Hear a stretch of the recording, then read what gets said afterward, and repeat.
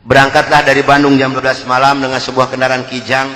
Yang pegang sendiri sebelah kanan saya adalah Dr. Cornelis. Selama hidup saya memegang agama Nasrani, saya belum pernah mendengarkan adzan subuh. Adzan duhur, asar, maghrib, dan isya saya tahu. Kalau adzan subuh, kuping saya belum pernah mendengarkan. Karena saya belum pernah bangun sesubuh itu. Begitu nyampe di Jakarta di kampung Prapanca, bertepatan dengan berkumandangnya adzan subuh. Kata Dr. Cornelis kepada saya, "Bro, tolong dengarkan adzan orang Islam ini kok goblok sekali, aneh-aneh." Saya buka kaca jendela pintu mau bisa dengarkan ini adzan. Betul bro, orang Islam ini kok adzannya aneh-aneh. Kebetulan di Jakarta di kampung Prapanca ini, saya mengontrak sebuah rumah yang besar khusus untuk penginjil. Yang punya rumah namanya Bapak Rosid. Beliau adalah seorang sarjana agama Islam yang mengajar sekolah dasar negeri. Kata Dr. Cornelis kepada saya, "Bro, karena bro sebagai pemimpin dan ketua kami yang berhak dan berani untuk menanyakan masalah ini, tolong besok tanyakan kalau kita sudah nyampe di rumah kontrakan." Oke, besok akan saya tanyakan. Begitu saya nyampe di rumah kontrakan, kendaraan saya masukkan ke dalam garasi dan sebagian barang-barang diturunkan. Kira-kira jam 7 pagi, Pak Rosid ini keluar dari rumahnya mau mengajar. Karena kebetulan rumah yang saya kontrak dengan rumah beliau bersebelahan, hanya terhalang oleh satu jalan yang kecil.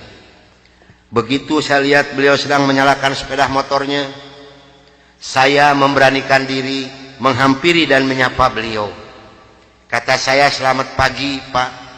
"Oh selamat pagi Bapak Pendeta, kapan datang dan apa kabar?" "Baik Pak, dan baru saja saya tiba." Ngobrol punya ngobrol. Akhirnya saya memberanikan diri kepada beliau menanyakan tentang ajaran agama Islam. "Pak, apakah boleh saya bertanya kepada Bapak tentang ajaran agama Islam?" Dengan senyuman yang manis, muka yang cerah, beliau memberikan jawaban kepada saya. "Silahkan Bapak Pendeta." Dengan senang hati dan kedua tangan saya terbuka, insya Allah apa yang akan Bapak Pendeta tanyakan akan saya jawab. Mari Bapak Pendeta kita ke dalam rumah. Jangan ngobrol di luar. Lebih luasnya kita ngobrol di dalam rumah. Saya dibawa masuk ke dalam rumah beliau. Sehingga beliau ini berani mengorbankan tugas negaranya. Tidak jadi mengajar karena ngobrol dengan saya sampai jam 3 sore. Yang pertama sekali saya tanyakan kepada beliau adalah tentang azan. "Pak, kenapa orang Islam ini kok adzannya aneh-aneh?" "Aneh-aneh bagaimana Bapak Pendeta?" Tadi begitu saya masuk sini, terdengarlah suara adzan yang asing di kuping saya. Ada kata-kata aso. Aso apalah saya tidak tahu Pak. "Oh betul Bapak Pendeta, itu adzan subuh pakai as-sholatu khairum minan naum."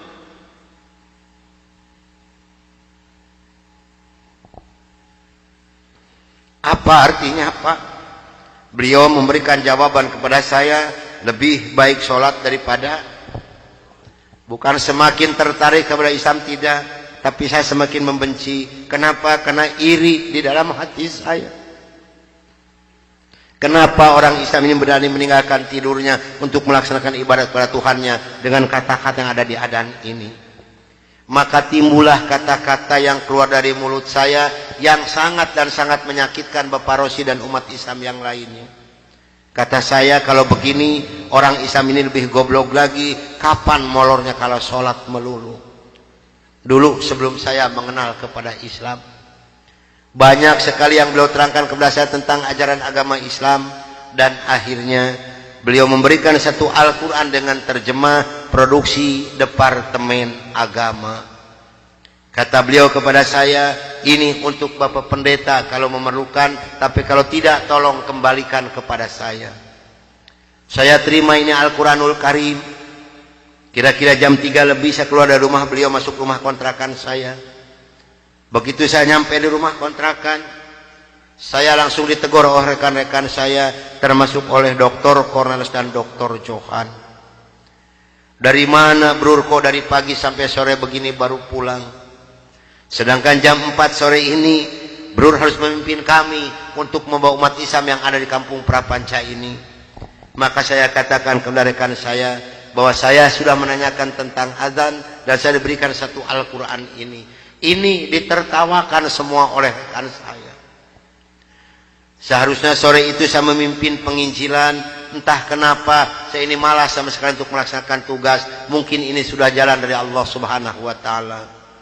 Maka saya punya tugas, saya serahkan kepada Dr. Cornelius dan Dr. Johan. Bro, tolong pimpin misi kita ini, tolong pimpin penginjilan kita ini, bawa umat Islam sebanyak-banyak yang ada di kampung Prapanca ini. Dan ini dananya 16 juta, tolong bagikan kepada mereka.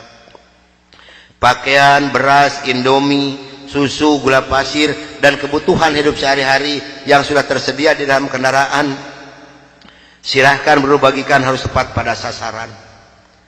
Berangkatlah rekan saya 14 ini menjajakan agama door to door dengan bermodalkan uang 16 juta, pakaian dan kebutuhan hidup sehari-hari. Saya hanya di rumah sendiri sambil melihat-lihat luarnya Al-Quran karena saya belum hafal huruf Arab, yang saya baca hanya terjemahnya saja. Begitu saya akan membuka Al-Quran, terlebih dahulu saya berdoa dulu pada Tuhan saya yang saya yakini dulu. Bapa di dalam surga, dalam nama Tuhan Yesus Kristus, saya datang di bawah kaki-Mu Tuhan. Saya mohon petunjuk dan pertolongan daripada-Mu Tuhan. Tolong celikan mata hati saya dan bukakan mulut saya. Tolong celikan mata penglihatan saya dan bukakan alat pendengaran saya. Saya akan membaca kitabnya orang-orang kafir. Tapi semakin saya berdoa pada Tuhan saya,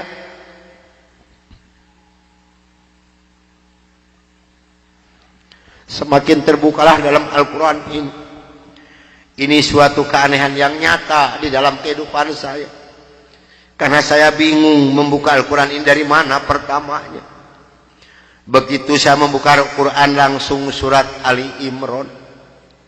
Di dalam surat Ali Imran ini timbul kembali keanehan yang kedua di dalam benak saya. Kenapa dalam surat Ali Imran ini kok hanya 2 ayat yang diberi tanda merah, yang lain tidak ada? Yaitu Ali Imran 85 dan 102. Ini kalau ibu dan bapak percaya pada iman saya, selama 3 bulan kurang lebih saya tidak pernah merasakan tidur, hanya membolak-balik membaca arti daripada 2 ayat ini saja. Disitulah taufik dan hidayah masuk pada diri saya. Bergemetarlah seluruh tubuh saya ini, bergejolaklah di dalam dada saya ini. Bahkan dalam hati kecil saya mengatakan, hanya Islamlah yang benar, hanya Islam yang dapat menyelamatkan umat manusia. Maka saya harus berani mengatakan kepada rekan saya, apapun yang akan terjadi, saya siap untuk menerima risikonya. Atas bimbingan dan pelajaran dari Bapak Rosid, atas petunjuk dan petuah dari Bapak Rosid, saya memberanikan diri menghampiri rekan saya 14 yang sedang mengadakan kebaktian doa. Saya katakan kepada rekan saya bahwa mulai hari ini, jam ini, menit ini, saya akan mengundurkan diri dari penginjilan. Saya akan menyerahkan sebagai ketua misionaris pada Anda semua, karena saya hari ini akan mencari agama yang baru, itu agama Islam. Karena hanya Islam yang benar, hanya Islam yang dapat menyelamatkan umat manusia.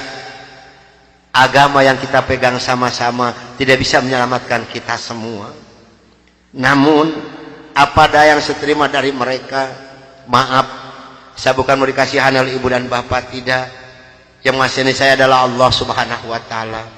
Saya bukan seorang tentara, saya bukan seorang polisi, tapi merasakan panasnya peluru di kaki kiri saya dan di dada sebelah kanan saya ini.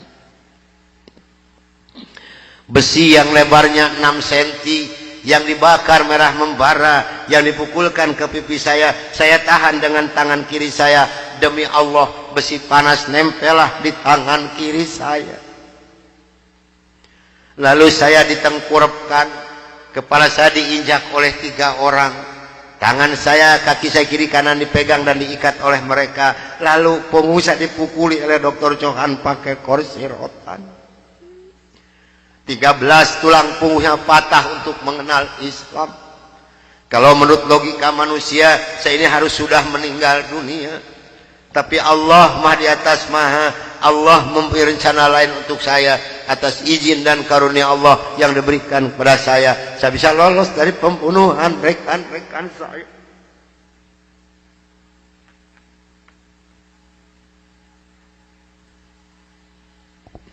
Sambil merasakan panasnya di kaki kiri saya dan di dada sebelah kanan saya, pedihnya di tangan saya, ngilunya di punggung saya loncat keluar dari rumah sambil berteriak mengucapkan La ilaha illallah Muhammadur Rasulullah. Padahal ini asing di mulut saya. Belum pernah ada seorang pun yang mengajarkan kalimat thayyibah di dalam mulut saya ini. Belum pernah sekalipun saya belajar kalimat thayyibah di dalam mulut saya ini. Ini maunah yang pertama Allah berikan melalui mulut saya. Dan alhamdulillah saya mendapatkan pertolongan di seorang cim-cim yang beragama Buddha. Saya dibawa masuk ke dalam rumah beliau. Lalu baju saya digunting jadi satu dengan kulit. Lalu yang bekas luka besi panas dari kocrotin pakai kecap oleh beliau. Kaki saya ditahan pakai kayu bekas pegangan sapu, diikat pakai benang rapia. Punggung saya diikat pakai samping. Lantas saya dibawa beliau ke rumah sakit Fatmawati. Selama 3 bulan 27 hari saya berbaring di dalam rumah sakit, merasakan hancurnya tubuh saya ini, pengen mengenal Islam. Dan alhamdulillah setelah Allah memberikan kesembuhan kepada saya, beliau pula lah yang membiayai saya. Sehingga saya kembali memohon pertolongan kepada Cim ini. Cim, tolong saya, bawa saya kemana saya harus pergi, karena saya pengen memeluk agama Islam. Dan alhamdulillah saya dibawa oleh beliau ke Cipete, ke Bapak Kiai Haji Dr. Idam Khalid, saksi yang masih hidup yang membina kesama yang pertama adalah Bapak Hamjahas. Maka kata beliau kepada saya, kalau Anda pengen masuk Islam yang kafah dan istiqomah, Anda jangan dulu mengenal Al-Quran, Anda jangan dulu mengenal sholat, tapi Anda harus dulu mengenal isi daripada 2 kalimat syahadat yang barusan Anda ucapkan. Alhamdulillah selama 3 bulan kurang lebih saya dibina oleh beliau untuk mengartikan isi daripada 2 kalimat syahadat. Barulah saya marifatullah. Disinilah nikmatnya iman dan nikmatnya ibadah yang saya rasakan sampai detik ini. Lalu saya suruh pulang dulu oleh beliau, karena saya masih mempunyai keluarga, itu anak dan istri. Ternyata keluarga saya telah mendapatkan laporan dari rekan 14 dan dari Dewan Gereja Indonesia bahwa saya telah murtad masuk agama Islam. Begitu saya nyampe di rumah saya lihat dengan mata kepala saya sendiri, pakaian saya, ijazah saya, semua dibakar oleh putri-putri saya dan istri saya di hadapan mata saya. Dan alhamdulillah saya diselamatkan dari maut yang kedua oleh Allah Subhanahu wa ta'ala. Begitu putri-putri saya menyiramkan minyak kelapa panas ke muka saya masih diselamatkan oleh Allah. Minyak kelapanya tumpah di punggung saya. Ini adalah darah daging saya sendiri yang menganiaya saya, bukan orang lain. Lalu kepala saya dilempar pakai copet, dipukuli pakai setik-kasti, sampai saya diusir caci maki dengan kata-kata yang sangat keji yang keluar dari mulut darah daging saya sendiri. Nyah, engkau di hadapanku anjing, setan, babi, iblis, jangan menginjak rumah ini, haram rumah ini kau diinjak oleh setan dan iblis macam kau. Ini adalah darah daging saya sendiri, bukan orang lain. Dan alhamdulillah begitu saya meninggalkan rumah tangga saya, hanya pakai pakaian satu setel yang nempel di badan saya yang penuh dengan minyak kelapa panas. Harta kekayaan berlimpah luah demi Allah tidak saya bawa serupiah pun, karena saya pengen masuk Islam yang kafah dan istiqomah. Saya harus samina wa atona. Jangankan harta kekayaan yang berlimpah luah, putri-putri saya pun yang 3 saya putuskan. Mulai detik ini Anda bukan darah daging saya bukan bapak Anda, dan Anda bukan putri-putri saya. Titik sampai di sini. Jangan ada lagi pertalian darah antara Anda dengan saya. Kenapa saya putuskan kepada putri-putri saya yang 3? Karena saya takut besok atau lusa saya meninggal dunia, bagaimana tanggung jawab saya di hadapan Allah Subhanahu wa taala. Maka alhamdulillah sudah hampir 22 tahun lebih ini saya belum pernah dipertemukan dengan batang hidungnya. Namun alhamdulillah, biarpun putri-putri saya tidak yang ikut satupun, Allah telah memberikan kebahagiaan kepada saya pada saat sekarang ini. Kebahagiaan yang Allah berikan kepada saya tidak bisa ditukar dengan suatu apapun yang ada di dunia ini. Sekalipun emas berlian sebesar gunung tidak mungkin bisa menukarkan kebahagiaan yang Allah berikan kepada saya. Kenapa? Karena rekan saya yang 14 yang dulu menganiaya saya, yang dulu membunuh saya, alhamdulillah sekarang sudah masuk Islam semua. Sekarang sedang jihad fisabilillah, sedang membela agama Allah, yaitu syiar agama Islam di daerah-daerah Nasrani. Itu yang pertama di Papua Barat di Manokwari, yang kedua di NTT Kampung Kalabai Kabupaten Alor, yang ketiga di Kalimantan Tengah di Sampit. Saya mohon bantuan doa dari ibu dan bapak yang hadir malam ini agar saya dengan rekan saya diberikan kekuatan oleh Allah Subhanahu wa taala. Kalau ibu dan bapak pengen tahu dakwah Islam dari Nasrani, demi Allah ini tantangannya adalah nyawa. Saya pun di Manokwari sedang menanak nasi, Pak, Bu. Kalau Allah sudah mengizinkan saya harus meninggal, saya dipanah, ini kenal kemaluan saya. Allah belum menghendaki saya untuk meninggal, hanya 3 cm jaraknya ini panah. Sedangkan panah di Manokwari demi Allah bukan 1,20 meter panjangnya, tapi 1,60 meter panjangnya. Ujungnya sudah pakai racun. Ini perjuangan membela agama Allah darah Nasrani. Alhamdulillah perkembangan Islam di daerah Manokwari. Pada Manokwari ini akan dijadikan kota Injil. Kalau Manokwari sudah jadi kota Injil, yang pertama tidak boleh ada adzan berkumandang, tidak boleh mendirikan masjid, tidak boleh ada perempuan yang berjilbab. Alhamdulillah di sana ada 297 orang yang masuk agama Islam, termasuk orang yang memanah saya. Kemarin tanggal 17 Desember saya baru selesai membuat masjid. Dari mana biayanya? Dari hasil pengajian saya. Saya mohon bantuan doa, karena kadang-kadang rekan saya di sana, Pak, maaf, 10 hari lebih tidak pernah ketemu nasi. Yang dimakan oleh rekan saya singkong direbus, yang penting terganjal perut, karena sulit mencari dana untuk dakwah di Islam ini. Dari mana makan mereka sehari-hari? Maaf, dari hasil pengajian saya. Karena mereka lepas dari gereja tidak ada santunan apapun. Siapa yang harus bertanggung jawab? Kita-kita inilah sebagai umat muslim. Di Kalimantan Tengah ada 192 orang. Di sana, Pak, demi Allah tidak ada masjid satupun. Gereja ada 9. Paling banyak isi gereja 15 orang. Kalau saya mengadakan sholat berjamaah di Kalimantan ini, pakai kompas di luar, di lapangan, di atas disiram oleh mereka. Saya hanya bisa berdoa, ya Allah berikan taufik dan hidayah bagi mereka, karena mereka tidak tahu kedatangan saya ini mau apa. Alhamdulillah 4 hari kemudian 8 orang yang masuk agama Islam, maka berjumlah 192 orang yang ibu dan nenek yang kupingnya pada panjang-panjang. Saya mohon bantuan doa, karena saya sedang membebaskan tanah untuk pembangunan masjid. Mudah-mudahan Allah memberikan jalan untuk saya untuk melunasi tanah di sana, untuk pembangunan masjid di sana. Nah hadirin ikhwatul iman rahimakumullah yang hadir malam ini, barangkali, tapi sebelumnya saya mohon maaf yang sebesar-besarnya, barangkali ibu dan bapak mau ikut berjuang membela agama Allah, menyisihkan sedikit rezeki untuk pembebasan tanah di Kalimantan ini, insya Allah hubungi saya. Tapi yang penting adalah doa, karena doa lebih dulu nyampe di hadapan Allah Subhanahu wa taala. Nah hadirin ikhwatul iman rahimakumullah, itulah mungkin tausiah saya yang saya bisa sampaikan malam ini. Mudah-mudahan ada manfaat guna untuk ibu dan bapak. Dan mudah-mudahan yang hadir malam ini kelak di yaumul qiyamah mendapatkan syafaatul ujma dari Kangjeng Nabi besar Muhammad Rasulullah sallallahu alaihi wasallam. Dan mudah-mudahan kita dipertemukan Allah bukan hanya sampai di sini saja, tapi sampai yaumul jaza kita dipertemukan kembali oleh Allah Subhanahu wa taala. Akhirul kalam, wabillahi taufiq wal hidayah. Wassalamualaikum warahmatullahi wabarakatuh.